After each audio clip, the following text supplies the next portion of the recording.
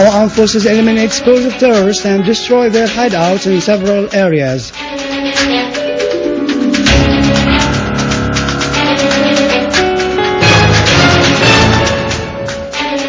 Al-Jafari affirms at the Security Council that flagrant foreign intervention in Syria hinders efforts of national reconciliation.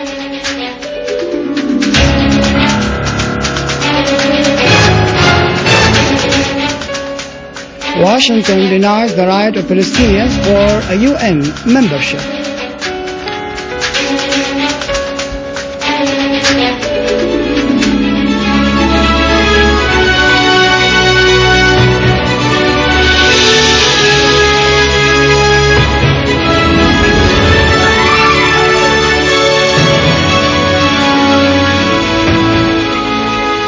Good afternoon, ladies and gentlemen. Welcome to our news for today.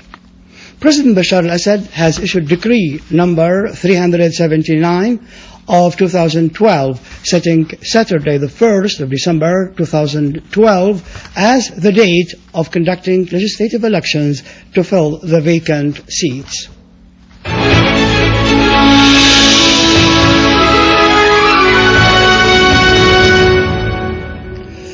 Our armed forces have continued to deal severe blows to the armed groups that spread panic among citizens in Aleppo.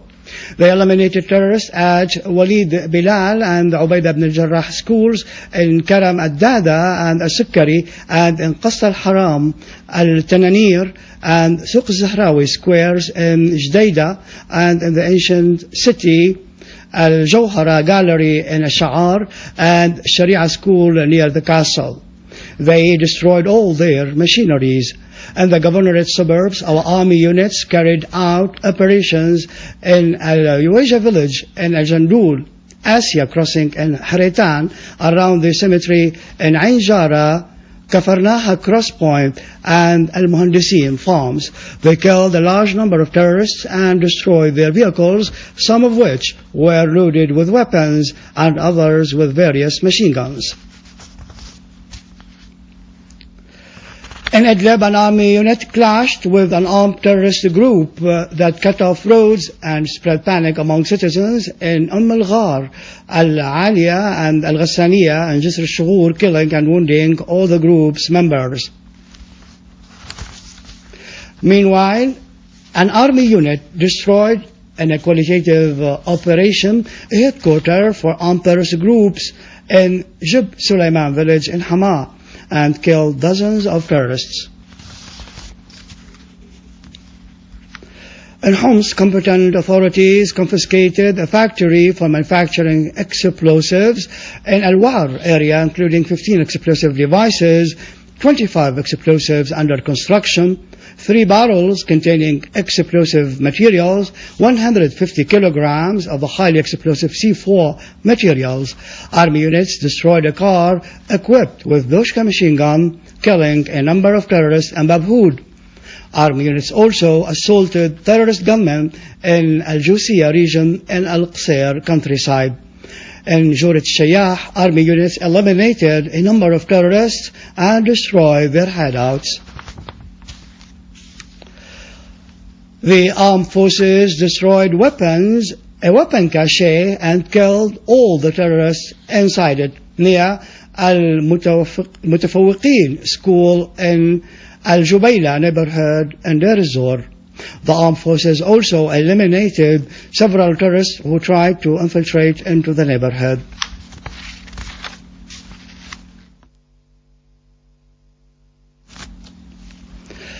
Our army units also eliminated a large number of terrorists who spread panic among citizens and cut off roads in Ash-Shifuniya and surrounding villages in Damascus suburbs.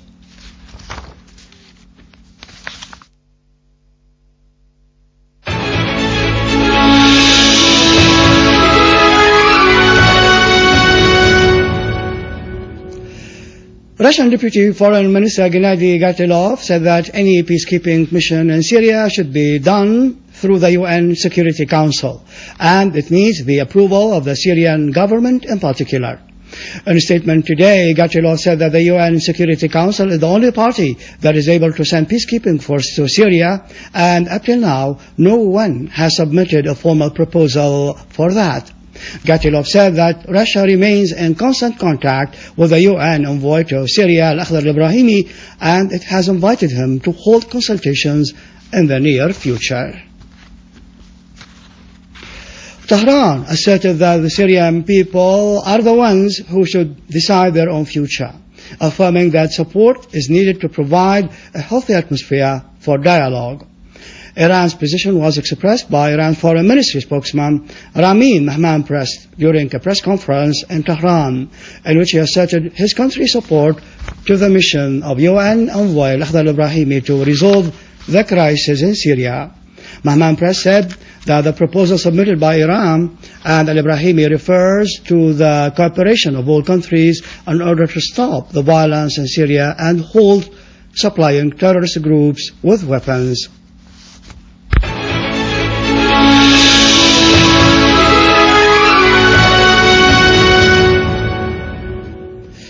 Delivering Syria's statement at the UN Security Council on the situation in the Middle East, Dr. Bashar al-Jafari affirmed that those who hypocritically allege keenness on Syrian Arab people's rights cannot ignore the right to recover their occupied land and cannot turn a blind eye to the Syrians who are under Israeli occupation in the occupied Golan.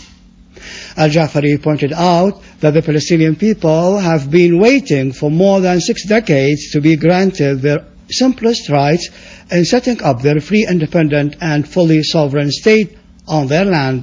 He stressed that the flagrant foreign intervention in Syrian affairs is one that obstructs the efforts for national reconciliation and dialogue.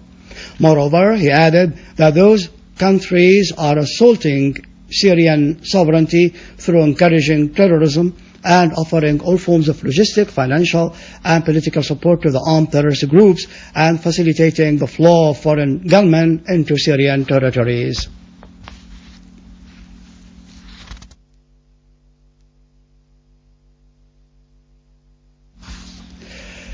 On the spot, the representative of the Zionist entity at the UN Security Council threatened the states that would support the Palestinian request for full membership at the UN Security Council, warning them against the repercussions of such decision.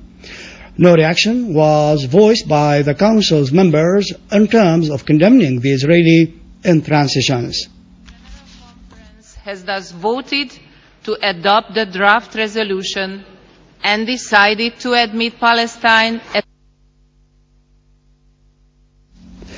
in an indication of its bias towards the Israeli occupation and its disregard of the Palestinian Arab people's rights, the USA reiterated opposition to the recognition of Palestine as a sovereign state in the UN, alleging that this would put the peace process with Israel in jeopardy. Reuters quoted the American ambassador to the UN, Susan Rice, as saying yesterday at the UN Security Council that unilateral measures, including the initiatives that aim at granting the Palestinians the status of observer as a non-member state in the UN, would only jeopardize the peace process and complicate the efforts exerted to bring both sides back to direct negotiation, as she alleged.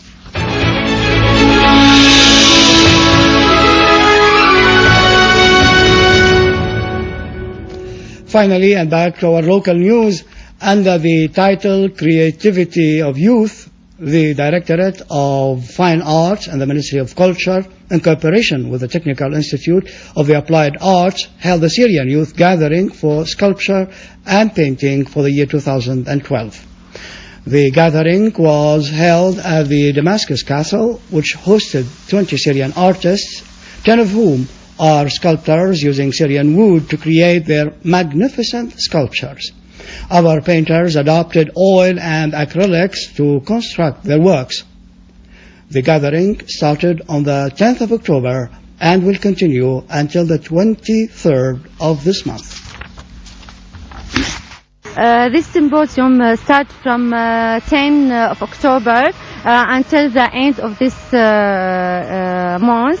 and all the artists in this symposium, from young artists, part of them graduated from college, Fine Art College, and another from the Institute of Applied Art. We organized this symposium. It's called Youth Creation. There are 20 Syrian young artists are participating in this symposium. 10 of them are in painting, and the other 10 are sculptors. It started from 10th of October, and it will last till 30th of October.